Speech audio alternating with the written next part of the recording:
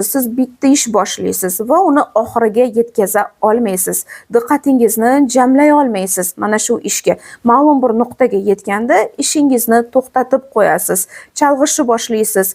Kundalik ishlarga, turmushdagi tashvishlarga chalg'ib qolasiz. Aslida ong osti mana shu paytda juda kuchli jamlangan bo'ladi.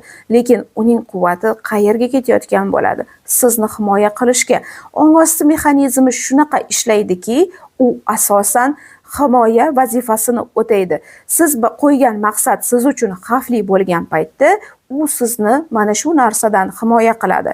Siz maqsadingizga erishishda kuchim yetmayapti deb o'ylamang, irodam yetmayapti deb o'ylamang, diqqatim tarqoq bo'lib ketyapti deb o'ylamang. Ong osti aslida butun kuch bilan ishlayotgan bo'ladi. Lekin mana shu butun kuch aslida sizni himoya qilishga ketayotgan bo'ladi. Siz ongli va ongsiz qarorlaringizni birlashtirganingizda, anglab ongliga aylantirganingizda, ichki dasturlaringizni ishlashni boshlaganingizda, siz avtomatik diqqatingizni jamlay olishni boshlaysiz. Buning uchun esa ong osti dasturlaringiz bilan ishlash kerak bo'ladi. Ong ostini siz dasturini tushunishni, mexanizmini tushunishni istasangiz, izohlarda ong so'zini